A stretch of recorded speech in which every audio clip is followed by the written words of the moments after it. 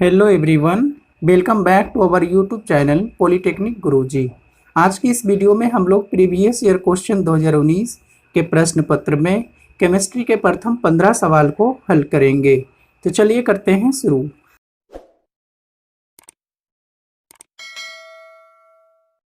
आज का हमारा पहला क्वेश्चन आपके स्क्रीन पे दिख रहा होगा। क्वेश्चन नंबर 1, एक मार्स गैस कहलाती हैं। ऑप्शन ए आपका C2H4, option B C2H2, option C CH4, option D butane. तो देखिए मार्स गैस इसे कहते हैं, तो मार्स गैस कहते हैं हम लोग मीथेन को। मीथेन मार्स गैस कहलाती हैं, जिसका सूत्र होता है CH4। तो देख लीजिए कौन सी ऑप्शन में आपका CH4 दिया हुआ है, वही मार्स गैस होंगे। तो ऑप्शन सी। क्वेश्चन नंबर 2, साबुनीकरण यानी कि सैपोनिफिकेशन प्रोसेस से क्या उत्पादित होता है। ऑप्शन ए है आपका C2H5OH, ऑप्शन बी आपका है C2H6O2, ऑप्शन सी आपका है ग्लिसरॉल, ऑप्शन डी आपका है CH3COONA। तो साबुनीकरण प्रोसेस जो है, इससे आपको ग्लिसरॉल प्राप्त होता है। ये ग्लिसरॉल, अगर आपसे पूछे कि ग्लिसरॉल का फॉर्मूला क्या होगा, सूत्र, ये होगा आपका CH2OH और फिर ये कार्बन के साथ एक और कार्बन आएगा CH2OH और फिर एक आएगा CH2OH। ये होता है आपका ग्लिसरॉल का फॉर्मूला, स्ट्रक्चर कह सकते हैं। तो साबुनीकरण प्रोसेस से क्या उत्पादित होता है, तो हम लोग बोलेंगे ग्लिसरॉल, यानी कि option C. Question number 3, soda lime क्या है, यानी कि किसका मिश्रण को हम लोग सोडा लाइम बोलते हैं। तो सोडा लाइम होता है आपका कॉस्टिक सोडा और प्लस कली चूना। कॉस्टिक सोडा होता है NaOH और कली चूना होता है आपका कैल्शियम का ऑक्साइड यानी कि CaO। यही हो जाएगा आपका, इसी का मिश्रण को हम लोग कहते हैं सोडा लाइम। तो देखिए कौन सी ऑप्शंस में है, तो ऑप्शन बी आपका है NaOH प्लस CaO, यही होगा कली सोडा लाइम, ऑप्शन बी। आपसे पूछा गया है कौन एक चुंबकीय अयस्क है। Option A chromite, option B आपका है जिंक ब्लेड, ऑप्शन सी आपका कैलामीन, ऑप्शन डी है कॉपर ग्लास। तो बारी बारी से चलिए सबको देखते हैं। सबसे पहले कॉपर ग्लास, ये कॉपर ग्लास किसका अयस्क होगा, तो कॉपर का होगा। उसी टाइप से कैलामीन, कैलामीन किसका अयस्क होता है, तो जस्ता का। जिंक ब्लेड किसका अयस्क होगा, तो ये भी आपका जस्ता का ही अयस्क होगा।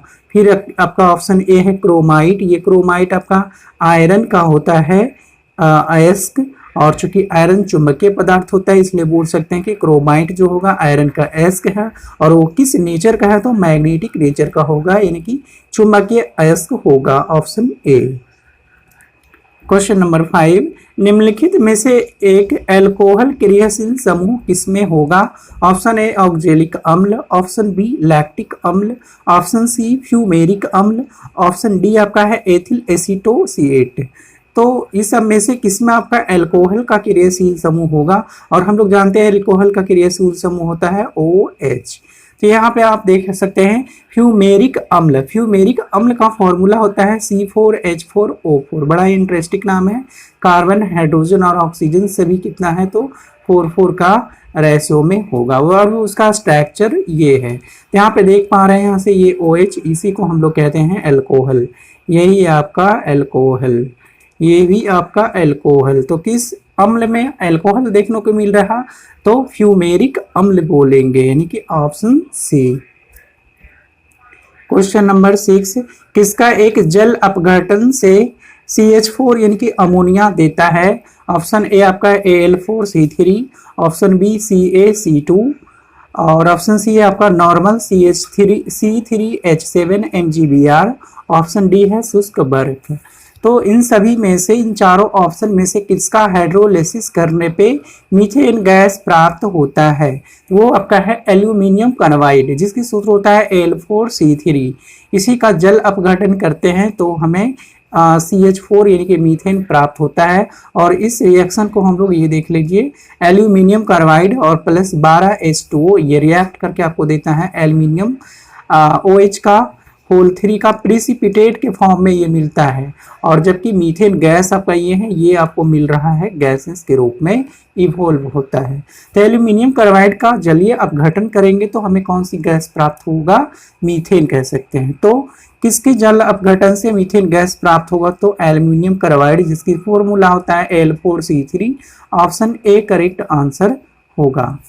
क्वेश्चन नंबर 7, प्राकृतिक रबर में क्रियाशील समूह क्या होगा? Option A OH, option B CHO, option C COOH, option D इनमें से कोई नहीं। ये देखिए OH आपका होता है अल्कोहल का क्रियाशील समूह होता है, CHO आपका एल्डिहाइड होता है, COOH आपका कार्बोक्सिलिक एसिड का क्रियाशील समूह होता है। जबकि पूछा गया आपसे प्राकृतिक रबर का, तो हम लोग जानते हैं प्राकृतिक रबर आइसोप्रीन का बहुलक होता है और जिसमें एल्कीन क्रियाशील समूह होते हैं। इसमें से कोई भी ऑप्शन में आपका नहीं दिया हुआ है, इसलिए बोल देंगे ऑप्शन डी, इनमें से कोई नहीं हमारा करेक्ट आंसर होगा। क्वेश्चन नंबर 8, कौन प्रबलतम अम्ल है, यानी कि स्ट्रॉन्गेस्ट एसिड कौन होंगे? ऑप्शन ए आपका है C2H5OH, ए आपका एथाइल अल्कोहल, ऑप्शन बी है CH का ट्रिपल बॉन्ड है CH, यानी कि ये C2H2 बोल सकते हैं, और ऑप्शन सी है अमोनिया NH3, ऑप्शन डी आपका एथिन C2H5। तो सबसे पहली चीज तो ये अम्ल ढूंढना है, तो अल्कोहल नहीं होगा, और ये स्ट्रॉन्गेस्ट एसिड कौन होगा सो बताएंगे, तो वो हो जाएगा आपका C2H2, ये स्ट्रॉन्गेस्ट एसिड होंगे, option B.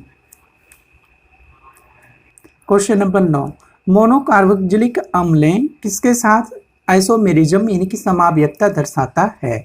Option A aldehyde CHO होता है, कीटोन्स आपका कार्बन के साथ एक ऑक्सीजन होगा, और एस्टर COOR होता है, और ईथर होता है आपका एक ऑक्सीजन डाईवैलेंट होता है, इधर ये ऑक्सीजन है, ये आपका ईथर है। तो बोला जा रहा है आपसे कार्बोक्सिलिक अम्ल के साथ कौन समावयवता दर्शाएगा? कार्बोक्सिलिक अम्ल होता है आपका COOH।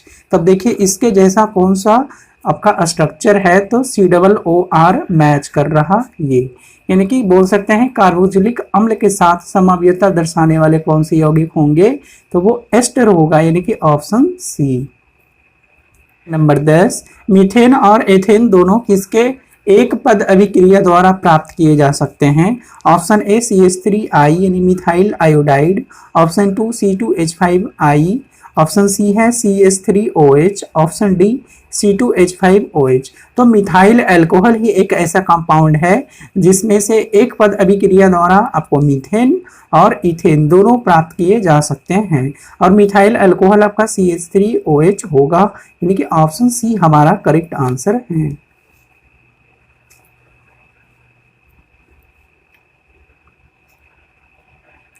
Question number 11, acetophenone. Acetophenone है एक, option A hydrocarbon, option B ketone, option C aldehyde, option D अम्ल। तो एसीटोफिनॉन का ये देखिए स्ट्रक्चर है C6H5, C एक आपका ऑक्सीजन है, और ये भी कार्बन CH3, यानी कि यहाँ इसको अगर लिखें तो C6H5 लिखेंगे, और ये ऑक्सीजन यहाँ पे कार्बन, इधर भी कार्बन, और एक यहाँ से CH3, इस टाइप से ये स्ट्रक्चर होगा। यहाँ पे आप देख रहे हैं ये क्रियाशील समूह किसका होता है, तो ये होता है आपका कीटोन का, ये हो जाएगा आपका कीटोन का। तो एसीटोफिनॉन में किस सा क्रियाशील समूह होगा, कीटोन का, वो बोल सकते हैं कि वो एक एसीटोफिनॉन जो है वो आपका कीटोन कंपाउंड है। क्वेश्चन नंबर 12, कौन सा यौगिक मौजूद नहीं है? Option A vinyl alcohol, option B vinyl chloride, option C vinyl bromide, option D आपका है आइसोब्यूटाइल ब्रोमाइड। तो आपका विनाइल ब्रोमाइड ऐसा कोई भी कंपाउंड नहीं होता, एग्जिस्ट करता है, तो आपका विनाइल और इन सभी कंपाउंड होगा विनाइल अल्कोहल, विनाइल क्लोराइड और आइसोब्यूटिल ब्रोमाइड, जबकि विनाइल ब्रोमाइड एक ऐसा कोई भी कंपाउंड एग्जिस्ट नहीं करता है। तो क्वेश्चन आपसे यही पूछा गया कि कौन सा यौगिक मौजूद नहीं है, यानी कि एग्जिस्ट नेचर में नहीं करेगा, तो वो हो जाएगा आपका विनाइल ब्रोमाइड। क्वेश्चन नंबर 13, आवर्त तालिका यानी कि पीरियोडिक टेबल में सबसे हल्की धातु कौन होगा? तो ऑप्शन ए आपका sodium, option B mercury, option C calcium, option D lithium.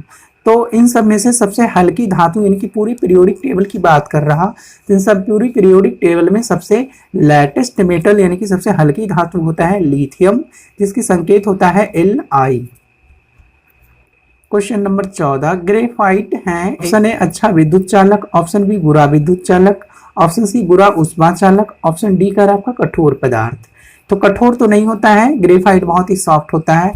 हाँ, ग्रेफाइट आपका बहुत ही सॉफ्ट होता है, जबकि हीरा जो होगा डायमंड वो बहुत ही ज़्यादा कठोर होता था।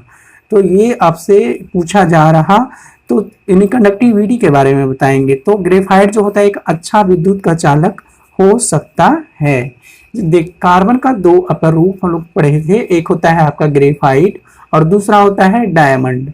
तो डायमंड विद्युत का सुचालक नहीं होता है, जबकि ग्रेफाइट क्या करता है, इलेक्ट्रिसिटी कंडक्ट करती है, इसीलिए बोल सकते हैं ग्रेफाइट को विद्युत का चालक है। तो ऑप्शन ए करेक्ट आंसर होगा। क्वेश्चन नंबर 15 से पूछा गया कौन एक मिश्रण है। मिश्रण यानी कि मिक्सचर, तो option A gel, option B वायु, ऑप्शन सी सोना, ऑप्शन डी ग्रेफाइट। तो जेल आपका एक कंपाउंड है, होमोजीनियस कंपाउंड, ये मिश्रण नहीं हो सकता। सोना आपका एक सिंगल एलिमेंट है, ये भी मिश्रण नहीं होगा। ग्रेफाइट कार्बन का उपरूप है, ये भी मिश्रण नहीं है। वायु आपका मिश्रण है, क्योंकि इसमें बहुत सारे गैसेस मिले होती हैं, जैसे carbon dioxide gas, nitrogen gas, oxygen gas और भी धूलकण, बहुत सारे इसमें मतलब इसमें बहुत सारे पार्टिकल्स मिले होते हैं, इसलिए बोल सकते हैं वायु जो होगा आपका एक मिश्रण होगा। तो ऑप्शन बी हमारा करेक्ट आंसर होगा। धन्यवाद।